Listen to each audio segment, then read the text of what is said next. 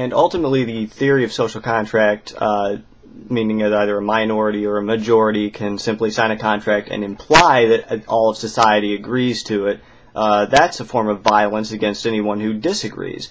Now, a common counter-argument to that is, you can leave if you want to. You'd always just leave America. You can go to Canada, you can go to Mexico, whatever, and choose a different form of government. But this is really telling of the contradiction that underlies monarchism, and I'm going to go through this.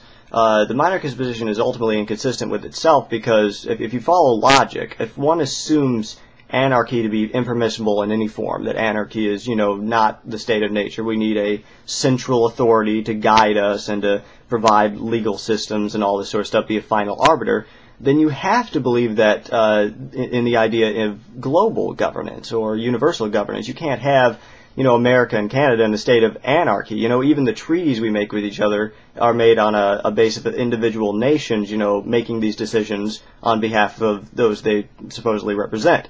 Obviously that's not true, but still, it's a state of anarchy. There is no central authority. The UN doesn't really operate as much of a central authority, and most libertarians are even against something like that, the United Nations. And that simply shows that they're being inconsistent, because if America can be independent from Canada and Europe and China, then why can't, New York State be, independent from the rest of the United States? Why can't New York City be independent from New York State? Why can't then my household be independent from the city, and then myself, be independent from society and secede from the political organizations? So if you are a monarchist, you have to accept that in order for your ideology to be consistent, you have to have a universal or global governance. And once you admit that, then you have to also admit that, then where are you going to go if you don't like the government? You can't just simply leave. You can't leave the universe. You can't leave Earth, at least not yet. So that is simply inconsistent. It's inconsistent even with the theory of social contract, which says that you can, secede or nullify and form your own government, and simply, that's how this country came about. That's how the theory of social contract was applied to the creation of the United States of America. And if you don't have the right to secede, you don't have the right to leave, then, what are you going to do?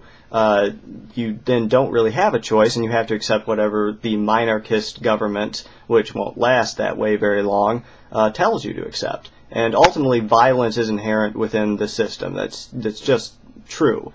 You cannot have any state action, mandate, anything without the threat of violence, coercion, or violence itself. War being the ultimate tool of violence against people by the government, inside or outside the country. It's been done both ways. And really, the theory of individual rights versus collective rights is a battle of ethics.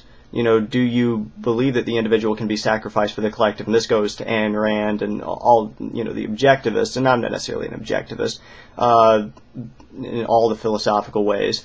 But it's true that you have to acknowledge the existence of the individual as a sovereign, ethical being with his own, dreams, his own hopes, his own emotions, his own feelings. You can go into all this, his own intellect, and his ability to choose for his own body and the labor, the fruits of his labor.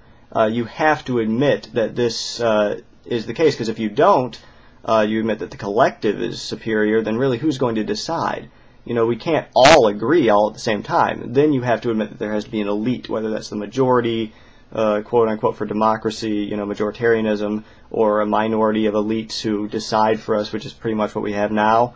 Either way, it constitutes violence against a minority or majority of individuals, and that is antithetical to the libertarian position.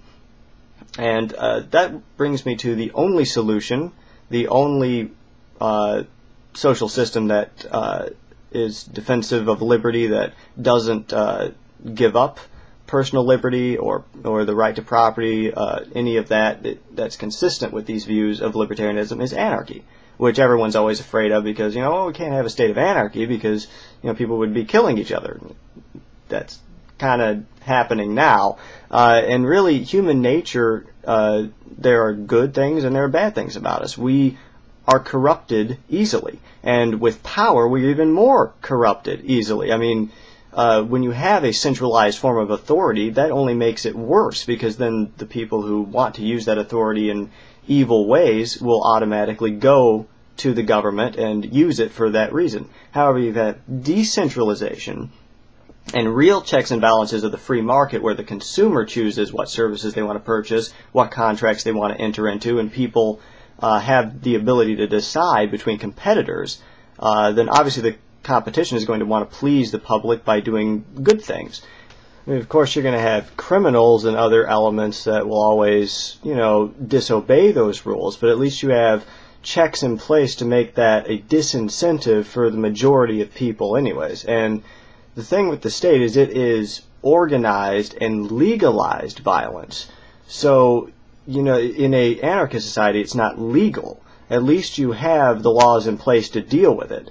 And obviously in today's society you have laws against private criminals, but you don't have really any legal system to stop crime committed by the state or the politicians or the people, who are in league with the establishment.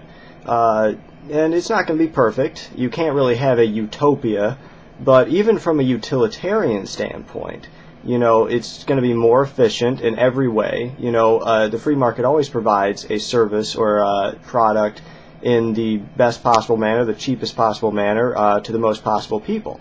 And that's true of not only of food and clothing and, stuff we, like cell phones we automatically know is better on the free market, but it applies to defense and even to things like the post office, which the state has pretty much monopolized. People like FedEx and others have managed to get around those rules by, kind of skirting the law a little bit, which is great. But, the monopoly on these things only makes it more inefficient and less cheap and provides it to less people than it would otherwise. And so even not just from an ethical standpoint, but from a practical standpoint, the free market is better at providing everything in a more ethical fashion and in a more efficient and cheaper fashion. And more people will be, more prosperous, be more free, and be less violence committed against the individual. And at least there's a system of defense against all violence, and there's no legitimized violence in any form to, even the people who try to argue that the state stops more violence from happening than would happen in anarchy. The violence committed by the state in wars, and even the war on drugs, is a war on our own people. Of sorts, and has caused more crime than would otherwise exist because of the black market and the mafia and all these gangsters that now control all of this stuff. And the same thing happened during Prohibition. But the point is that more crime exists because of the state than would exist in an anarchist society, and there's more checks and balances on the possibilities of those crimes happening than is otherwise the case. So the arguments against anarchy, it's in fact the other way around.